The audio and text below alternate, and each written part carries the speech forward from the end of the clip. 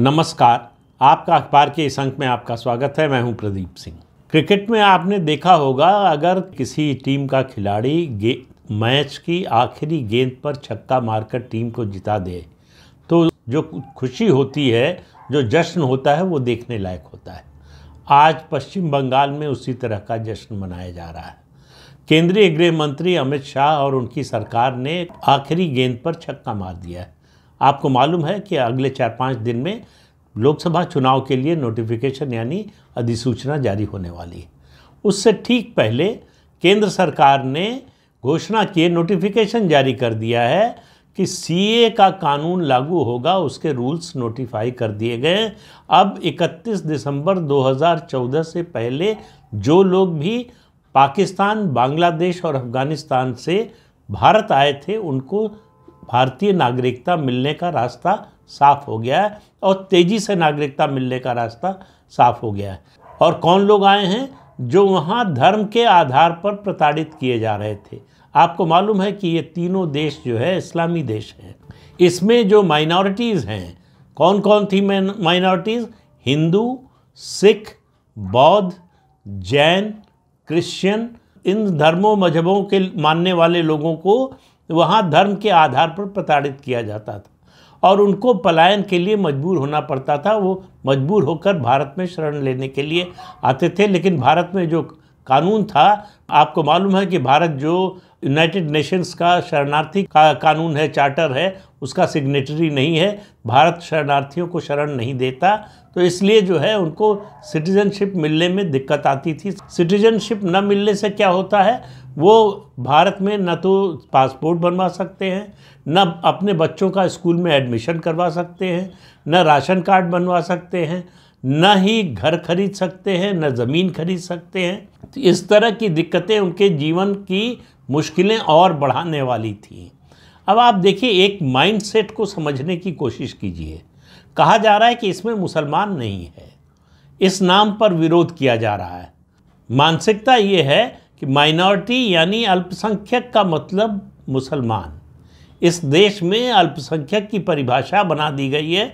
मुसलमान, जो मुसलमान है वो वही माइनॉरिटी है, वही अल्पसंख्यक है, बाकी कोई अल्पसंख्यक नहीं है। इसलिए इन तीन देशों में जो अल्पसंख्यक हैं उनको अल्पसंख्यक मानने को ही तैयार नहीं है, इसलिए कि इसमें मुसलमान नहीं है। जबकि वहाँ पर मुसलमानों को धर्म के आधार पर प्रताड़ित नहीं किया जाता और धर्म के आधार पर प्रताड़ित होने के कारण वो शरण नहीं लेते। ये एक पक्ष है इस समस्या का। दूसरा पक्ष ये है कि पाकिस्तान में जो बाद में उसके दो टुकड़े हुए और बांग्लादेश एक नया राष्ट्र बना, तो पाकिस्तान, बांग्लादेश, अफगानिस्तान, इसमें जो लोग रह गए आज़ादी के समय, जो हिंदू नहीं आ पाए या नहीं आए, उनमें ज़्यादातर लोग ऐसे हैं जो पिछड़ी और दलित जातियों के हैं। तो ये सामाजिक न्याय का भी एक कारण है, सामाजिक न्याय देने का भी एक जरिया है ये सीएए यानी सिटीजनशिप अमेंडमेंट एक्ट। जब ये 2019 में इसको संसद के दोनों सदनों से पास कर कानून बनाया गया था, तो इसका देश भर में लेफ्ट लिबरल इकोसिस्टम ने खुलकर विरोध किया था। जगह जगह धरना प्रदर्शन हुए थे। दिल्ली में तो दंगा हुआ, शाहीन बाग आपको याद होगा। शाहीन बाग को किस तरह से भारत विरोधी एक केंद्र के रूप में विकसित कर दिया गया था और देश के कई शहरों में, कई राज्यों में इस तरह के शाहीन बाग बनाए गए थे और कोशिश ये थी कि सरकार इसे लागू न कर पाए। उसके बाद सरकार ने दोनों सदनों से पास होने, राष्ट्रपति की मंजूरी के बावजूद इस कानून के नियम नहीं बनाए। तो इससे माना ये गया, आरोप लगा भारतीय जनता पार्टी पर कि वो इन आंदोलनों से, जो सीए विरोधी आंदोलन हुए, उनसे डर गई और अब इस कानून को उसने ठंडे बस्ते में डाल दिया है। मैंने भी एक वीडियो बनाया था, मैंने कहा था कि इस बात की संभावना अब घटती जा रही है कि लोकसभा चुनाव से पहले इस कानून के नियम जो है वो नोटिफाई होंगे। लेकिन केंद्रीय गृह मंत्री अमित शाह ने एक नहीं कई कार्यक्रमों में कहा कि लोकसभा चुनाव से पहले सीए का कानून लागू होगा। और ये सीए का कानून जो है ये केंद्रीय कानून है। किसी भी केंद्रीय कानून को मानने के लिए राज्य संवैधानिक रूप से बाध्य हैं। इसके बावजूद कई राज्य सरकारों ने अपनी विधानसभाओं से प्रस्ताव पारित किया कि हम इस कानून को अपने प्रदेश में लागू नहीं करेंगे। और इस कानून के विरोध की आड़ में केरल और पश्चिम बंगाल ने एनपीआर का कार्यक्रम रोक दिया, यानी नेशनल पीपल्स रजिस्टर, उसका काम रोक दिया। यहाँ तक कि माहौल बनाया गया कि जनगणना भी न होने पाए। वो तो कोरोना की वजह से जनगणना का काम वैसे भी रुक गया। अब 2025 में जनगणना का काम होना है, जो 2021 में होना था। लेकिन सीए को लेकर तमाम तरह की आशंकाएं पक्ष और विपक्ष में थी। विपक्ष को ये अपनी जो है जीत लग रही थी कि सरकार डर गई और अब इस कानून को उसने ठंडे बस्ते में डाल दिया है, अब ये कानून नहीं लागू होगा। इस कानून को लेकर मुसलमानों को बरगलाने और भड़काने की कोशिश हुई। कहा गया कि ये कानून तुम्हारे खिलाफ है, ये कानून तुम्हारी नागरिकता लेने के लिए है, तुमको दोयम दर्जे का नागरिक बनाने के लिए है, तुमको इस देश से निकालने का कानून है, तुमको कंसंट्रेशन कैंप या जो है डिटेंशन सेंटर में भेजने का है। ये सब झूठ बातें हैं। ये कानून किसी की नागरिकता लेने का कानून है ही नहीं, ये कानून सिर्फ नागरिकता देने का कानून है। ये बात मुसलमानों को समझ में तो आती है, धीरे धीरे उनको भी समझ में आने लगा कि उनको झूठे प्रचार में फंसाया जा रहा है। लेकिन माहौल ऐसा बनाया गया कि उनको लगा कि ये बड़ा हथियार बन सकता है भारतीय जनता पार्टी के खिलाफ। आपको याद होगा कि भारतीय जनता पार्टी ने 2019 के लोकसभा चुनाव से पहले पश्चिम बंगाल में खासतौर से मतुआ समुदाय से ये वादा किया था कि अगर केंद्र में फिर से सत्ता में आए 2019 में, तो हम सीए का कानून लेकर आएंगे और उसको नोटिफाई करेंगे और आपको भारत की नागरिकता दिलाएंगे। इस आश्वासन के आधार पर मतुआ समुदाय ने बड़ी संख्या में भारतीय जनता पार्टी को वोट किया और भारतीय जनता पार्टी 42 में से 18 सीटें जीतने में कामयाब हुई। लेकिन 2019 में चुनाव जीतने और फिर से सरकार बनाने के बावजूद जब सरकार ने इस कानून को लागू नहीं किया तो मतुआ समुदाय का दिल टूट गया।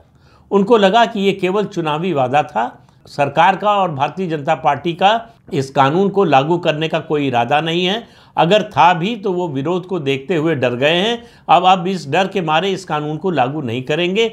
हमारी जो स्थिति है वो हमारे आने वाली पीढ़ियों की भी वही रहने वाली है। हमको भारत की नागरिकता नहीं मिलेगी, न तो हम यहाँ पर अपने बच्चों को पढ़ा पाएंगे, न हम पासपोर्ट बनवा सकते हैं, न हम ज़मीन खरीद सकते हैं, न मकान बना सकते हैं, न ही हम सरकार की जो केंद्रीय और राज्य सरकार की योजनाएं हैं उनका लाभ उठा सकते हैं। लेकिन केंद्र सरकार अपने इरादे पर दृढ़ थी कि जो कहा है वो करेंगे, जो वादा किया है उसको पूरा करेंगे।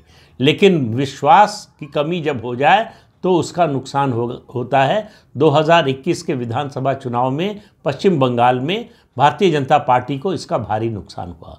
मतुआ समुदाय लौटकर फिर ममता बनर्जी के साथ चला गया। उसको लगा कि हमको नागरिकता तो मिलनी नहीं है, जो संरक्षण मिल रहा है ममता बनर्जी की सरकार से वो भी चला जाएगा तो हमारे लिए जीना और मुश्किल हो जाएगा। इसलिए पूरा समुदाय जो है वो ममता बनर्जी के साथ ज़्यादातर चला गया और जो 2021 में नहीं हो पाया वो 2024 में होता हुआ दिखाई दे रहा है। तो 2021 में क्या नहीं हुआ? 2021 में भारतीय जनता पार्टी पश्चिम बंगाल की नंबर 1 की पार्टी बनने जा रही थी। अगर विधानसभा चुनाव से पहले उस समय भारतीय जनता पार्टी ने ये कानून नोटिफाई कर दिया होता, इसके नियम बना दिए होते, तो शायद भारतीय जनता पार्टी की वहाँ सरकार होती। लेकिन अब इस बात का कोई मतलब नहीं है कि क्या किया होता भाजपा ने तो उसका क्या असर होता, ये केवल अटकल और अंदाज़ा लगा सकते हैं। दरअसल अगर किया होता 2021 में तो उसका असर क्या होता, इसकी परीक्षा का समय 2024 में आ गया है। 2024 के लोकसभा चुनाव से पहले भारतीय जनता पार्टी ने सीए का कानून नोटिफाई कर दिया है। 11 मार्च 2024 से देश में सीए का कानून लागू हो गया है। अब आप देखिए देश में परिस्थिति कैसे बदली है। 2019 में जब ये कानून बना था, संसद के दोनों सदनों से पास हुआ था, तो एक जो है टूल किट बनी जिसने इसको विरोध का आधार बनाया, जिसने इसको भारत के खिलाफ और भारत को एक कम्युनल देश बताने की कोशिश में, माइनॉरिटी विरोधी यानी मुस्लिम विरोधी देश बताने की कोशिश में प्रचार किया और एक नैरेटिव खड़ा किया जिसमें वो काफ़ी हद तक कामयाब भी रहे। जिस तरह का विरोध हुआ, जिस तरह से चुनी हुई राज्य सरकारों ने केंद्र सरकार के कानून को लागू करने से मना कर दिया, जो कि वो संवैधानिक रूप से कर नहीं सकते हैं, लेकिन उन्होंने ऐसा किया केवल इस नैरेटिव को ताकत देने के लिए, इस नैरेटिव को नेशनल नैरेटिव बनाने के लिए। भारतीय जनता पार्टी ने उस समय ढील दे दी, उस समय इस मुद्दे को छोड़ दिया तो लगा कि वो डर कर जो है पीछे हट गई है, लेकिन वो एक तरह से कहें स्ट्रेटेजिक रिट्रीट थी भारतीय जनता पार्टी की। वो आगे लड़ाई लड़ने के लिए ताकत जुटा रहे थे। उनको मालूम था कि उनको ये कानून तो लागू करना ही है, लेकिन उसके लिए समय चाहिए, उसके लिए जो माहौल बिगाड़ने की कोशिश हुई है उस माहौल को ठीक करने की ज़रूरत है। और उसका असर आप देखिए कि आज जब सीए के रूल्स नोटिफाई हुए हैं तो देश में कहीं विरोध नहीं हो रहा है। पश्चिम बंगाल में और ख़ास तौर से ठाकुर नगर में जो मतुआ समुदाय का जो है एक गढ़ है, वहाँ पर जिस तरह का जश्न मनाया जा रहा है, ढोल नगाड़े नृत्य संगीत, जिस तरह से इसका जश्न मनाया जा रहा है वो बताता है कि देश की हवा बदल चुकी है। ममता बनर्जी के बारे में अभी मैंने आपसे कल ही कहा था, उन्होंने एक यू टर्न लिया है। उनको समझ में आ गया है कि राम का विरोध करना उनको महंगा पड़ सकता है। सीए का जो कानून है ये केवल जो परसिक्यूटेड माइनॉरिटी है इन 3 देशों में, बांग्लादेश, पाकिस्तान और अफ़गानिस्तान में, उनको भारत की नागरिकता तेज़ी से दिलाने का ही काम नहीं करती है, ये सामाजिक न्याय दिलाने का भी काम करती है। जैसा मैंने शुरू में बताया कि इन देशों में जो लोग रह गए आज़ादी के समय, ये नहीं आए या आना नहीं चाहते थे, जो भी कारण रहे हों, वो जब वहाँ उनको सताया जाने लगा उनके धर्म के आधार पर, तब उन्होंने शरण के लिए भारत का रुख किया। और आज उनको समझ में आ रहा है कि उनको भारत में ही शरण मिल सकती है। सामाजिक न्याय का भी एक जरिया है सीए का कानून। ये बात भारतीय जनता पार्टी लोगों तक पहुंचाने में सफल रही है। इस वजह से भी विपक्षी दलों के लिए विरोध करना मुश्किल हो रहा है। उनको ये समझाना अब मुश्किल हो रहा है ये कानून किसी भी मायने में, किसी भी तरह से देश के मुसलमानों के खिलाफ है।